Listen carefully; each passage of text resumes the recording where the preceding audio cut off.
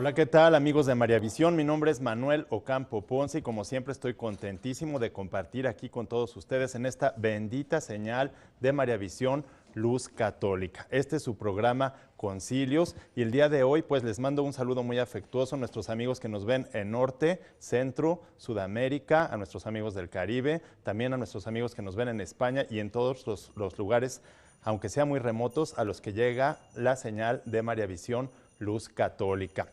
El programa del día de hoy sobre un documento del Concilio Vaticano II, que es el documento, una constitución sobre la Sagrada Liturgia. Mucho hablamos de la liturgia, mucho escuchamos sobre ella, pero poco sabemos realmente qué es la liturgia y qué es lo que ha sucedido con ella. Así que, bueno, pues quédese con nosotros, bienvenidos, iniciamos.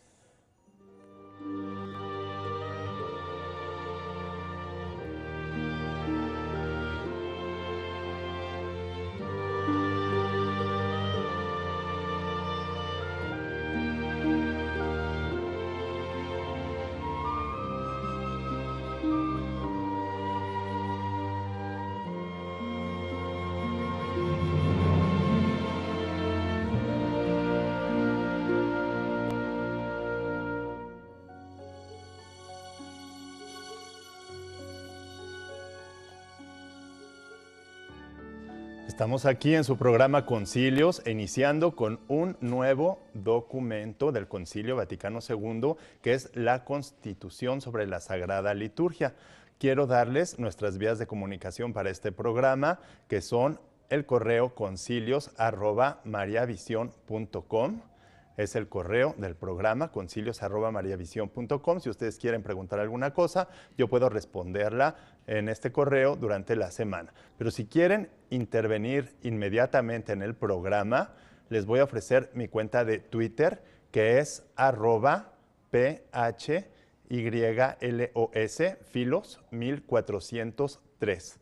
En esta cuenta de Twitter podemos interactuar. Ahorita a través de mi teléfono celular durante el programa irles, bueno, pues respondiendo sus dudas, sus inquietudes, escuchando sus comentarios, sacándolos al aire y todo lo que sea necesario para que podamos pues pasar un momento muy agradable en el que además pues nos llenemos de buenas cosas y de buena doctrina de la Iglesia Católica que tanta falta hace hoy.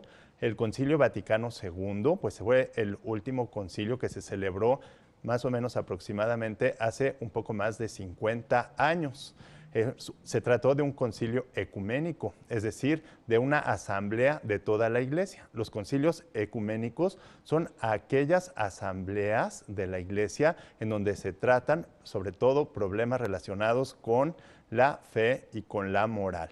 Desviaciones doctrinales, ajustes que se tienen que hacer, ajustes importantes que se tienen que hacer a cosas que son modificables, definiciones, formulaciones, decretos. Ha habido 21 concilios a lo largo de la historia de la historia de la Iglesia y además el concilio de Jerusalén, que fue el primer concilio que se celebró en el año 49 de nuestra era y fue nada menos y nada más que pues presenciado y presidido por San Pedro.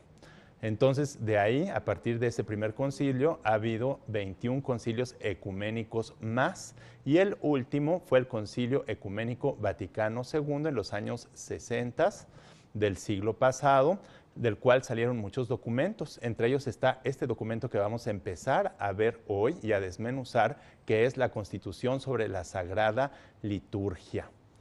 Mucho hablamos de la liturgia, mucho escuchamos de la liturgia y sabemos, bueno, pues más o menos, ¿verdad? Tenemos una idea de lo que es, sobre todo cuando participamos de algún sacramento, principalmente de la Eucaristía.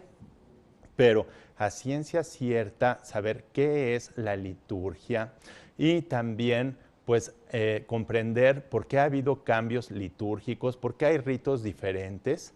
¿Sabían ustedes que en la Iglesia hay más de 20, si no es que creo que son 22 ritos diferentes, tanto en Oriente como en Occidente? ¿Y por qué hay cosas de estos ritos que han que tienen que permanecer, que son esenciales, y hay cosas que se han ido modificando. De hecho, pues todos los que tengan, pues que ya hayan entrado en edad, recordarán pues que antes la misa se celebraba antes del concilio de espaldas y en latín, y después del Concilio Vaticano II vinieron muchísimos cambios a lo que fue sobre todo la celebración de la Sagrada Eucaristía, a la misa y bueno, también a muchos aspectos de la liturgia. Entonces, en este documento pues viene muy claramente cuáles son los objetivos del concilio, qué es la Sagrada Liturgia, cuál es su naturaleza, su importancia.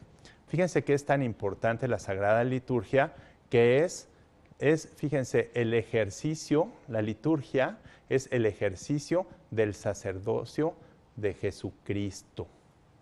No es cualquier cosa, el ejercicio del sacerdocio de Jesucristo, por el cual, fíjense, a través de su, pues, misteriosa Pascua, es decir, de su pasión, de su muerte, de su resurrección y de su gloriosa ascensión al cielo en cuerpo y alma, realiza en nosotros su obra redentora, es decir, nos salva. Por eso es tan importante la liturgia, porque es una acción de Dios a través de la cual nosotros somos salvados, redimidos. Y entonces, por eso pues es como el culmen al que va toda la vida cristiana y la fuente de donde brota también esta vida. Hay que recordar que todo lo que hace Dios es su propia esencia y por eso también la liturgia se equipara con lo divino, es algo sagrado, la Sagrada Liturgia. Y todo esto, este documento del Concilio Vaticano II, que además ustedes pueden conseguir en una librería católica, pueden pedir los documentos completos del Concilio Vaticano II y entonces pues pueden disfrutar de, de la lectura de los documentos. Tiene 4 constituciones, la Constitución Pastoral sobre la Iglesia actual, la Constitución Gaudium et Spes, que es la Gozo y Esperanza, la Lumen Gentium, que es otra de las constituciones, esta constitución sobre la Sagrada Liturgia y otra constitución que es la Dei Verbum. Entonces, estas 4 constituciones son muy importantes, pertenecen también al magisterio ordinario de la Iglesia, al magisterio ordinario, lo que siempre se ha enseñado en la Iglesia, y por lo mismo estas constituciones, junto con los otros documentos que son las declaraciones y los decretos del Concilio Vaticano II, al formar parte de lo que es el magisterio de la Iglesia, el magisterio ordinario de la Iglesia, tenemos obligación de creer en ellos. Entonces, pues como católicos tenemos que conocer la doctrina y esta doctrina se ha ido desarrollando a lo largo de todos estos concilios. Estos concilios han servido para aclarar muchas cosas, pero también porque se ha ido desvelando poco a poco el misterio de Dios mismo, tanto de su propio ser como de su obra de salvación a lo largo de los siglos, porque ustedes saben que esta iglesia es peregrina, va en camino. Es el cuerpo místico de Cristo, es una realidad pues muy, muy especial la iglesia, porque es algo que es visible e invisible, es algo que es temporal, pero es peregrina también, es acción, pero también es contemplación, la iglesia. Entonces, tiene varias características y unas se subordinan a otras, ¿sí? Lo temporal a lo eterno, obviamente, ¿verdad? Lo humano de la iglesia se subordina a lo divino. Lo activo, la acción, se ordena a la contemplación. Y lo que es el tiempo actual, pues al tiempo futuro, a la futura iglesia, la iglesia triunfante, la nueva Jerusalén a la que todos aspiramos. Entonces, fíjense, entrando en la materia de la liturgia, vemos que es pues la acción que realiza Dios para podernos salvar, ¿sí? Entonces, por eso tiene una eficacia total y nosotros participamos de ella y glorificamos a Dios a través de la acción litúrgica en la que nosotros participamos. Cuando nosotros hablamos de glorificación de Dios, dar gloria a Dios, ustedes han escuchado qué es dar gloria a Dios y pues pensamos, también tenemos una idea medio difusa de la palabra gloria. Gloria es reconocimiento, el reconocimiento que la criatura, cuando hablamos de la gloria formal, es el reconocimiento que la criatura racional o las criaturas inteligentes, que nada más son los hombres y los ángeles, pueden tributar a su creador. El reconocimiento consciente, racional. Además hay otra gloria objetiva que es la que ofrece a Dios toda la creación. Toda la creación da gloria objetivamente a Dios, cumpliendo cada una con su función, con su fin. Bueno, pues en la Sagrada Liturgia es donde se realiza esta obra de glorificación que el mismo Cristo realiza en nosotros y presenta al Padre. O sea que es una glorificación que va dirigida al Padre por la acción del Espíritu Santo en la Iglesia, que como saben es un cuerpo que tiene por cabeza a Jesucristo y que tiene por cuerpo a todos nosotros los bautizados, y aparte del cuerpo, bueno, tiene como alma que le da unidad y vida al Espíritu Santo. Bueno, por esta acción litúrgica, nosotros somos santificados, somos preparados a través de la liturgia, sobre todo del misterio de la Eucaristía, en el que Cristo se hace presente. Bueno, Cristo está presente y con nosotros siempre, en la oración, en donde dos o más se unen, ahí está Cristo, pero especialísimamente en lo que es la presencia del ministro, del sacerdote, y más allá de todo esto, en las sagradas especies, es decir, en las formas consagradas, en el pan y en el vino consagrado. Bueno, pues ahí es donde se encuentra Cristo. Entonces, todo esto lo vamos a ir nosotros desarrollando durante el programa. Tenemos algunos materiales también. Entonces, bueno, pues hay que disfrutarlo, hay que ir pensando, reflexionando y saboreando toda esta doctrina. Pero vamos a un corte y regresamos.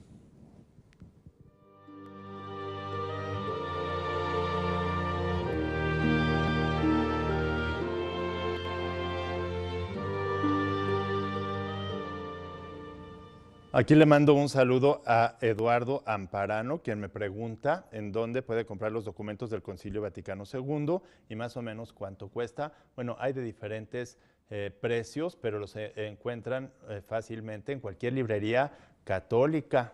No sé en qué ciudad esté, pero siempre hay algunas librerías católicas, incluso en algunas parroquias se pueden encontrar pues también alguna pequeña librería y ahí tener los documentos completos del Concilio Vaticano II. Un saludo también muy afectuoso a Gerardo Segovia. Y vamos a continuar un poco más con esto de la liturgia, porque fíjense que por la Sagrada Liturgia se realiza la obra de nuestra salvación y por lo mismo también la Iglesia se erige, se levanta, ¿verdad?, de entre las naciones para que nosotros, ¿verdad?, preparados por la Sagrada Liturgia, podamos presentar al mismo Cristo al mundo, ¿verdad? El mensaje, no nada más el mensaje, sino todo lo que implica este mensaje y esta obra de salvación, de tal modo que acabemos siendo un solo rebaño, toda la humanidad, bajo un solo pastor. O sea, la Iglesia se levanta y a través de nosotros, que somos sus miembros, va realizándose la obra de salvación, no nada más de nosotros, de los bautizados, sino también que nosotros presentamos a los que no están bautizados para que se haga un solo rebaño y bajo un solo pastor que es la cabeza, que es Jesucristo mismo, Dios y hombre verdadero. Entonces, fíjense por qué es tan importante la liturgia. Ahora, en la liturgia hay elementos y en toda la iglesia hay cosas que son incambiables. Por ejemplo, los dogmas de fe.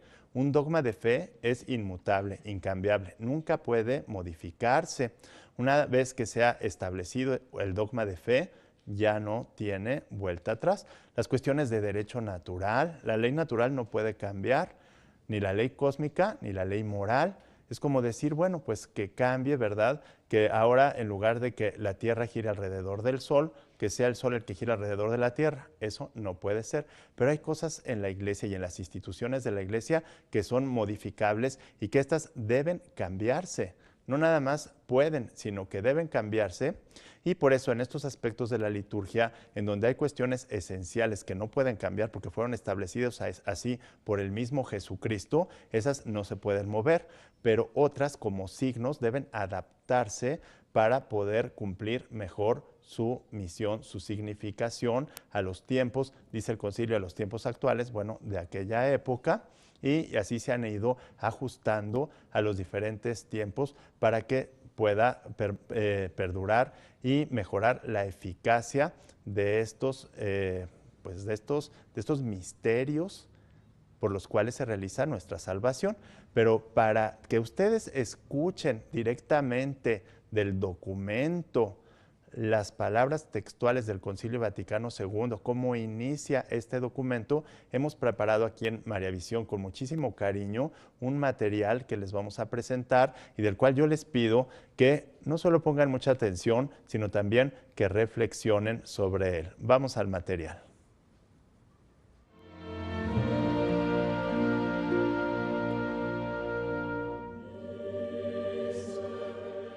La Constitución sobre la Sagrada Liturgia del Concilio Vaticano II inicia en los números del 1 al 4 con una introducción en la que afirma textualmente que este sacrosanto concilio se propone acrecentar de día en día entre los fieles la vida cristiana, adaptar mejor a las necesidades de nuestro tiempo las instituciones que están sujetas a cambio, promover todo aquello que pueda contribuir a la unión de cuantos creen en Jesucristo y fortalecer lo que sirve para invitar a todos los hombres al seno de la Iglesia.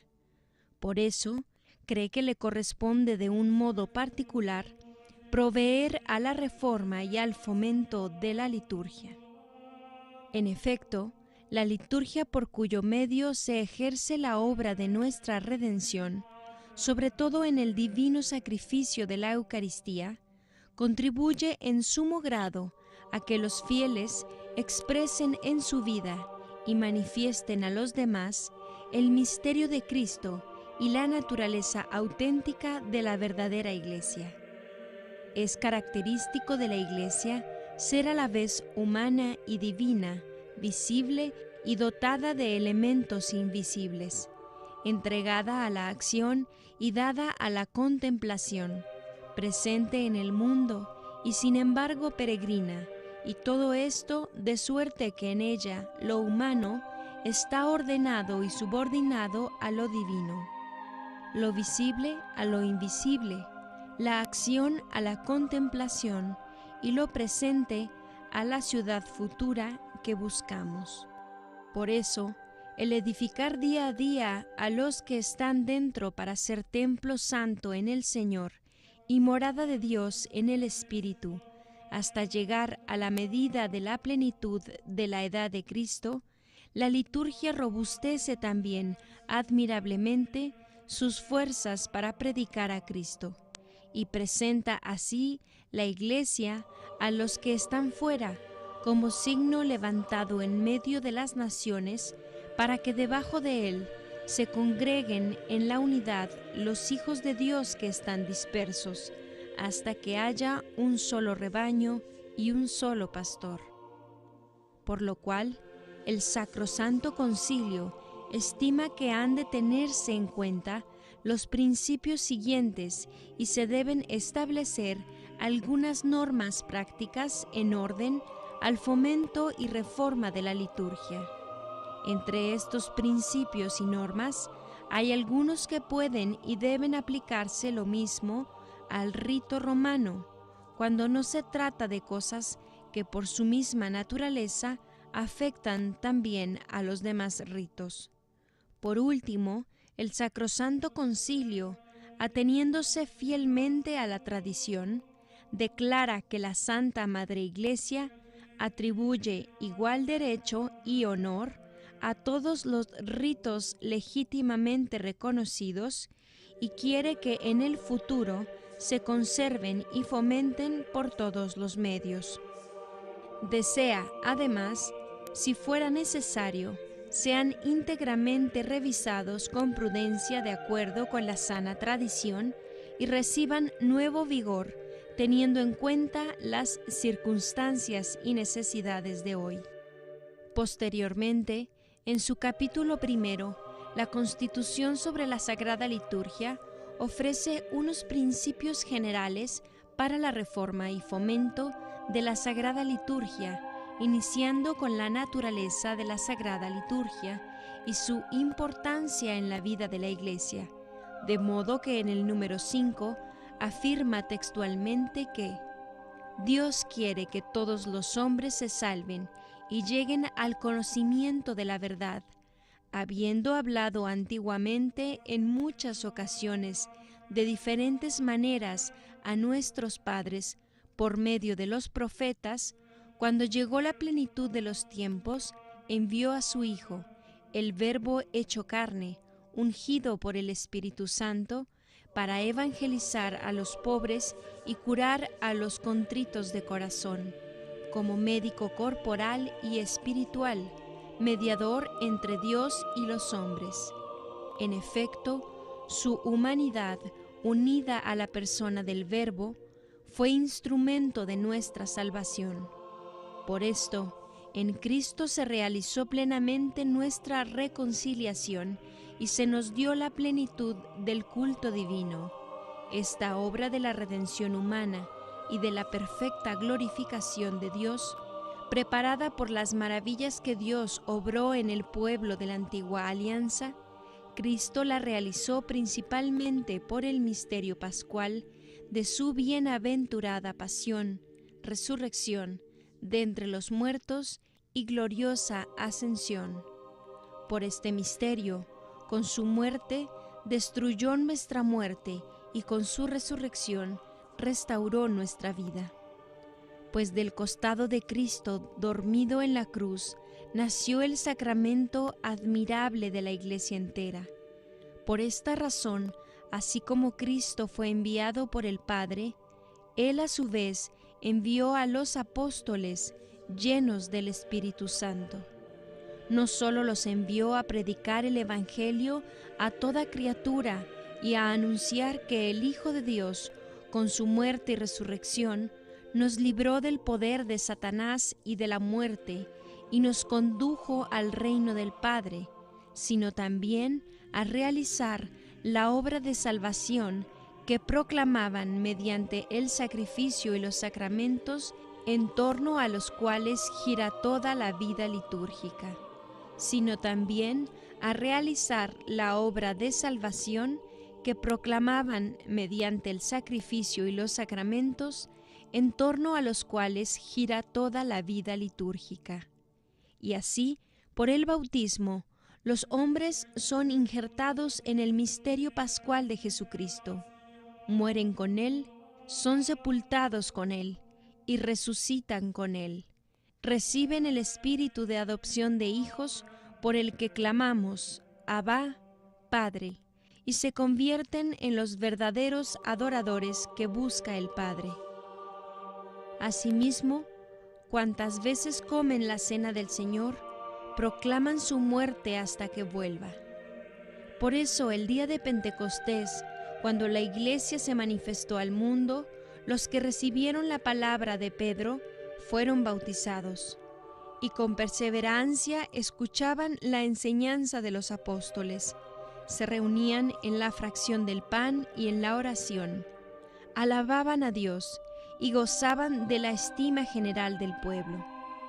Desde entonces, la Iglesia nunca ha dejado de reunirse para celebrar el misterio pascual, leyendo cuanto a él se refiere en toda la Escritura, celebrando la Eucaristía, en la cual se hace nuevo, presente la victoria y el triunfo de su muerte, y dando gracias al mismo tiempo a Dios por el don inefable en Cristo Jesús, para alabar su gloria por la fuerza del Espíritu Santo.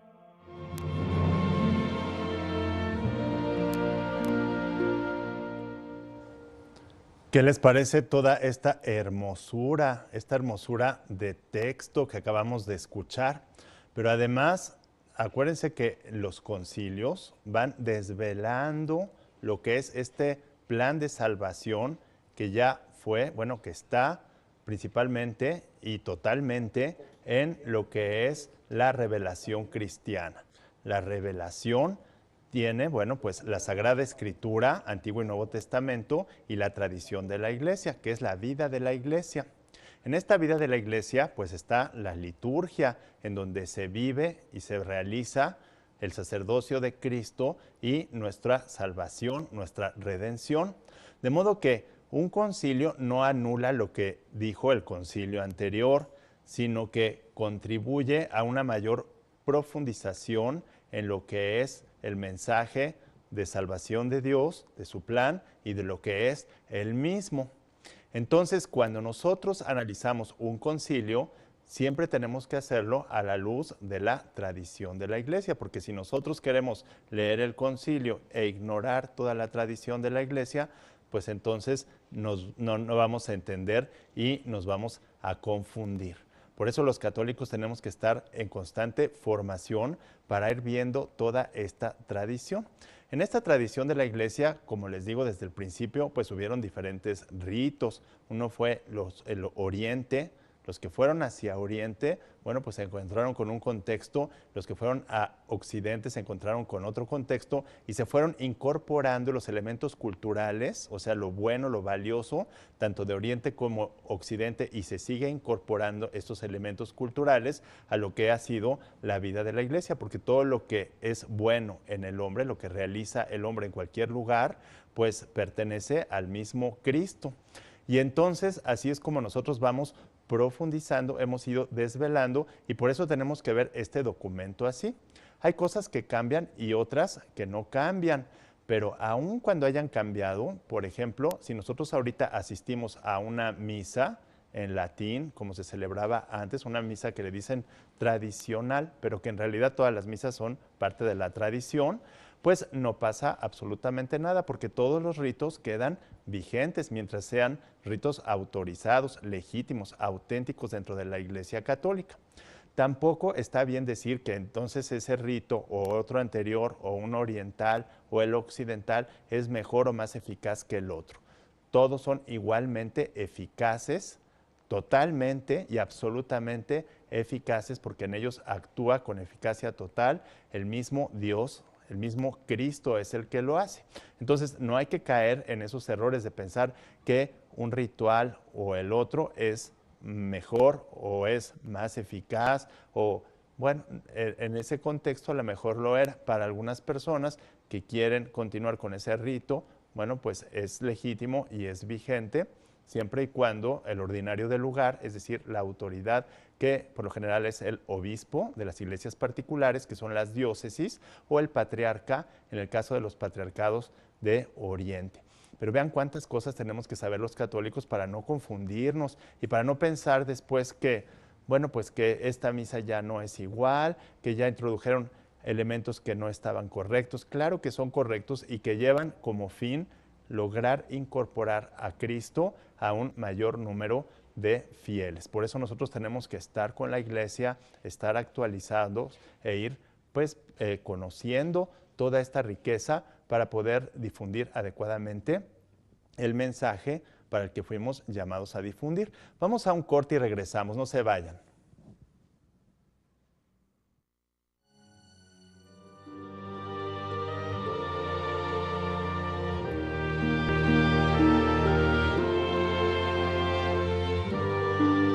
Quiero mandarle un saludo muy afectuoso aquí a Leticia Trujillo Acosta, a Gisela Rocío Hernández, a Abel Rueda Barragán, a Conce Rojas, a Nadia Ramírez, a Lucio Castellanos, a Relajandra Rodríguez. Y bueno, pues un saludo muy afectuoso a todos ustedes que nos están viendo aquí en su programa Concilios. Y bueno, pues vamos a continuar un poco más con esto de la divina, de la Sagrada Liturgia. Este documento del Concilio Vaticano II y la reforma litúrgica que hubo durante pues este concilio. Es decir, a partir de este concilio pues nos invitó a la Iglesia a realizar esta reforma litúrgica. Una reforma en donde se cambia lo que tiene que ser cambiado, lo que puede ser cambiado y tiene que ser cambiado, y donde permanece lo que tiene que permanecer. Es una obra tan grande, la obra litúrgica, que por ella pues se da auténticamente la glorificación a Dios y también por ella se realiza la redención del hombre. Por eso es una obra además eficacísima. ¿Qué quiere decir eficaz? ¿Han escuchado la palabra eficaz o también la palabra eficiente? ¿Cuál será la diferencia entre eficiente y eficaz? Fíjense, eficiente es la causa eficiente que realiza una acción. Puede ser más o menos eficiente, pero eficaz implica plenitud de ser, es decir, que se realice plenamente esa causa eficiente. Cuando nosotros utilizamos el lenguaje, si no conocemos bien los contenidos de los conceptos que estamos nosotros utilizando, no podemos entender bien la realidad. Muchos de los problemas que nosotros tenemos en la vida cotidiana es porque no conocemos bien los contenidos, es decir, a qué se refieren los términos o las palabras que nosotros utilizamos. Y entonces pensamos que estamos pensando lo mismo y uno entiende por liturgia una cosa, otro entiende por gloria otra cosa, otro entiende por eficacia, por eficiencia, por sacramento, diferentes cosas, por la misma libertad, por familia, por matrimonio, por tantas cosas, tantas y tantas confusiones, por no tener claro cuál es el contenido, es decir, a qué nos estamos refiriendo con cada palabra, porque la palabra siempre hace referencia a un concepto que está en nuestra mente, pero que ¿de dónde salió ese concepto? Pues de la realidad misma, y va a ser más preciso y verdadero en la medida que se adecue a la realidad. Se adecue, no se dice adecue, sino se adecue a la realidad, porque también cometemos algunos errores en ese sentido.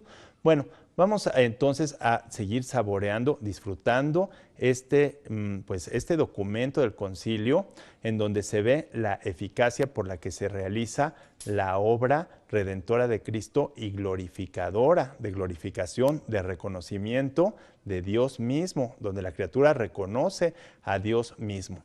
Sin embargo, también hay que ver que la Sagrada Liturgia no agota por completo todo lo que es la vida de la Iglesia, no la agota, sino solamente forma una parte de ella, porque es también necesario pues la vida de piedad, es necesaria la oración y fundamental la oración.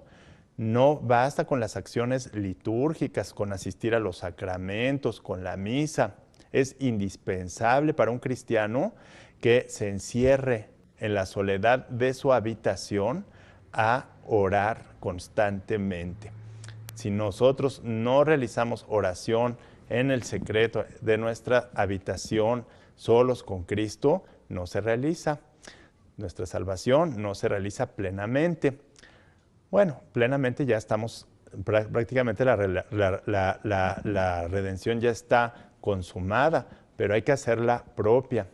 También es necesario que oremos en comunidad, es decir, donde están 2 o 3 unidos en mi nombre, ahí estoy yo. Cristo está presente en su iglesia de una manera perfectísima, sobre todo en el sacramento de la Eucaristía.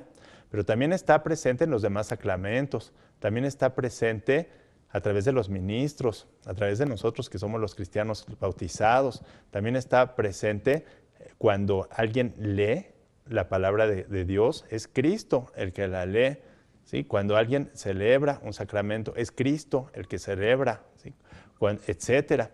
Pero bueno, para que podamos avanzar un poquito más en este documento lleno de riqueza doctrinal, lleno de riqueza y de valor para la vida cristiana, tenemos otro material del cual también les pido que pongan mucha atención, que saboreen, que mediten, que reflexionen. Vamos a disfrutar este material.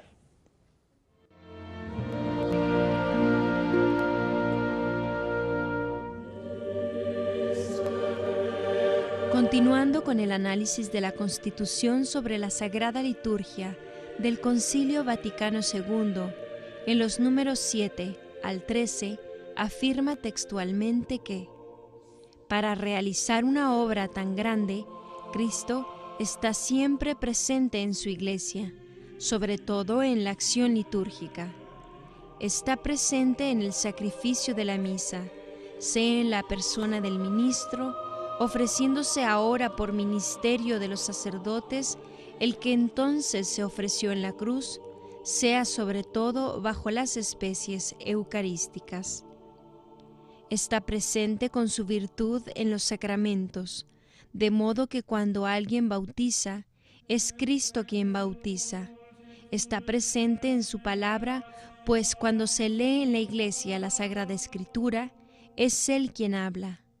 Está presente, por último, cuando la Iglesia suplica y canta salmos, el mismo que prometió. Donde están 2 o 3 congregados en mi nombre, allí estoy yo en medio de ellos. Realmente en esta obra tan grande por la que Dios es perfectamente glorificado y los hombres santificados, Cristo asocia siempre consigo a su amadísima esposa la Iglesia, que invoca a su Señor y por él tributa culto al Padre Eterno.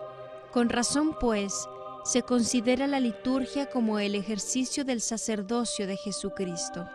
En ella, los signos sensibles significan, y cada uno a su manera, realizan la santificación del hombre, y así el cuerpo místico de Jesucristo, es decir, la cabeza y sus miembros, ejerce el culto público íntegro.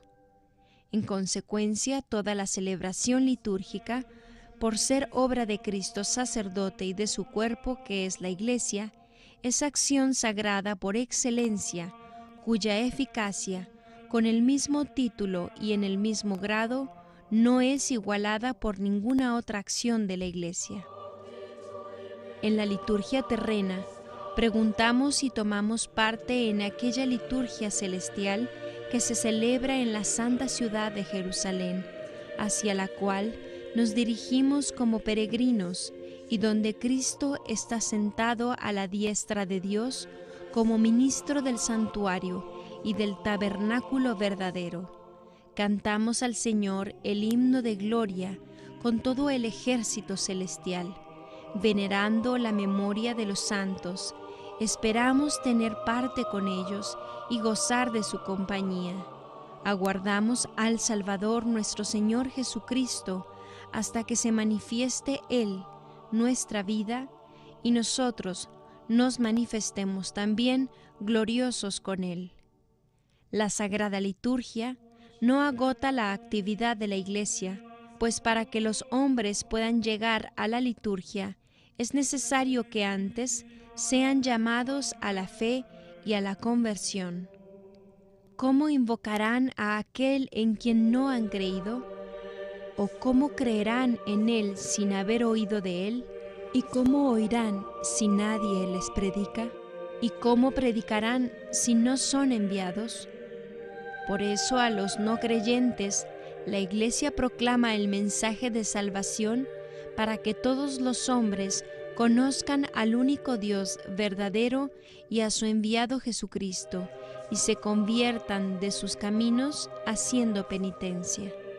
Y a los creyentes Les debe predicar continuamente la fe y la penitencia, y debe prepararlos además para los sacramentos, enseñarlos a cumplir cuanto mandó Cristo y estimularlos a toda clase de obras de caridad, piedad y apostolado, para que se ponga de manifiesto que los fieles, sin ser de este mundo, son la luz del mundo y dan gloria al Padre delante de los hombres.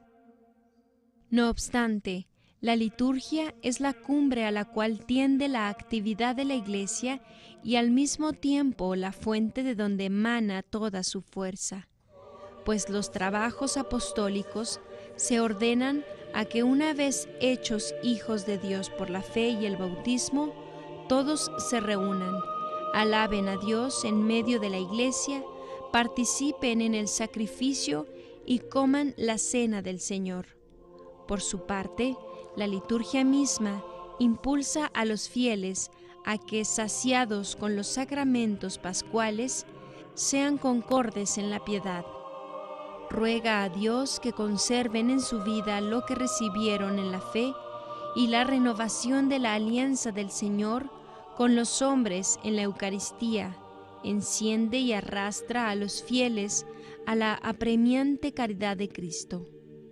Por tanto, de la liturgia, sobre todo de la Eucaristía, mana hacia nosotros la gracia como de su fuente y se obtiene con la máxima eficacia aquella santificación de los hombres en Cristo y aquella glorificación de Dios, a la cual las demás obras de la Iglesia tienden como a su fin. Para asegurar esta plena eficacia, es necesario que los fieles se acerquen a la Sagrada Liturgia con recta disposición de ánimo, pongan su alma en consonancia con su voz y colaboren con la gracia divina para no recibirla en vano. Por esta razón, los pastores de almas deben vigilar para que en la acción litúrgica no solo se observen las leyes relativas a la celebración válida y lícita, sino también para que los fieles participen en ella consciente, activa y fructuosamente. Con todo, la participación en la Sagrada Liturgia no abarca toda la vida espiritual. En efecto, el cristiano, llamado a orar en común, debe, no obstante, entrar también en su cuarto para orar al Padre en secreto. Más aún, debe orar sin tregua, según enseña el apóstol. El mismo apóstol nos exhorta a llevar siempre la mortificación de Jesús en nuestro cuerpo, para que también su vida se manifieste en nuestra carne mortal. Por esta causa, pedimos al Señor, en el sacrificio de la misa, que recibida la ofrenda de la víctima espiritual, haga de nosotros mismos una ofrenda eterna para sí. Se recomiendan encarecidamente los ejercicios piadosos del pueblo cristiano, con tal que sean conformes a las leyes y a las normas de la Iglesia, en particular si se hacen por mandato de la sede apostólica. Gozan también de una dignidad especial las prácticas religiosas de las iglesias particulares que se celebran por mandato de los obispos, a tenor de las costumbres o de los libros legítimamente aprobados. Es preciso que estos mismos ejercicios se organicen teniendo en cuenta los tiempos litúrgicos, de modo que vayan de acuerdo con la Sagrada Liturgia, en cierto modo deriven de ella y a ella conduzcan al pueblo, ya que la liturgia por su naturaleza está muy por encima de ellos.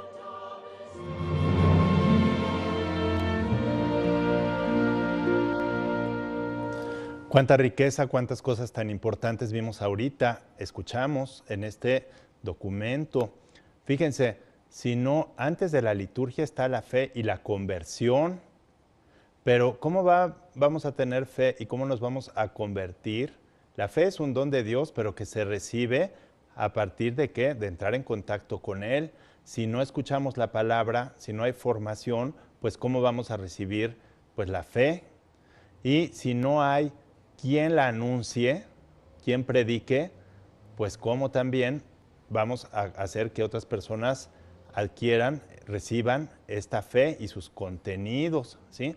Entonces es una cadenita. Y si no son enviados por el bautismo estas personas para anunciar, pues entonces cómo puede realizarse la obra de la redención. Otra cuestión importante de la liturgia es que nosotros debemos ir, los cristianos bautizados, con rectitud de ánimo, para poder, con esta rectitud, con un ánimo recto, de realmente participar dignamente de aquello que estamos participando. A veces llevamos las peores garras de ropa a los actos litúrgicos. Eso es una ofensa muy grande, porque si nosotros utilizamos lo mejor a lo mejor para ir y celebrar un cumpleaños o algún acontecimiento importante de nosotros, bueno, pues con más razón a las acciones litúrgicas. No quiere decir que tengamos que tener mucho dinero, ni mucho menos, pero sí ir dignamente vestidos y decorosamente vestidos y además con una rectitud de ánimo, es decir, tanto por fuera como por dentro, bien dispuestos para que esta gracia que se derrama, porque la gracia se derrama dentro de la liturgia hacia nosotros, pues no se derrame en vano como muchas veces sucede. Sí escucharon que decía que para que la gracia no se derrame en vano, pues nosotros tenemos que estar bien dispuestos en el ánimo y en todo, tanto en la parte externa como en la parte interior.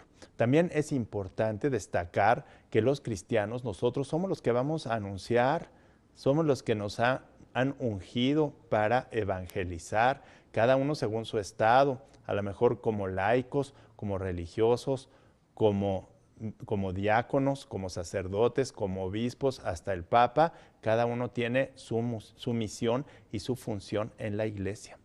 Cada uno, aunque esté, a lo mejor ahorita nos está viendo en un hospital una persona muy enferma, ya discapacitada, que no tiene nada, absolutamente nada de posibilidades de hacer, pues con esa enfermedad, con esa purificación, está contribuyendo grandísimamente a la salvación de muchísimas almas y está realizando plenamente su misión como cristiano.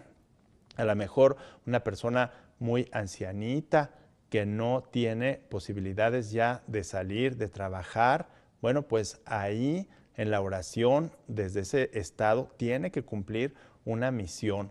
Todos estamos llamados a eso porque, si escucharon bien, nosotros no somos de este mundo. Una vez que somos bautizados, nosotros ya no somos de este mundo, pero sí somos la luz del mundo. Qué cosas tan hermosas nos dice este documento del Concilio Vaticano II, que hasta se nos enchina el cuerpo, ¿verdad? De hacer conciencia de lo que recibimos a través de los sacramentos. Todos los sacramentos forman parte de la acción litúrgica. Claro, eminentemente la Eucaristía, que es al que se ordena absolutamente todo. Por eso de la liturgia, pues es la fuente y es el culmen de toda la vida cristiana, y aunque, como decíamos, no la agota, porque hace falta, bueno, la fe, la conversión, la formación, la predicación, ¿sí? El ser ungidos y también, sobre todo, la oración, las obras de piedad. Pero, como siempre, en este programa el tiempo vuela, así es que bueno, nos tenemos que despedir, pero sigan ustedes aquí viendo la programación de María Visión, que siempre tiene cosas muy valiosas e importantes y con mucho cariño para todos ustedes. Muchas gracias y hasta la próxima.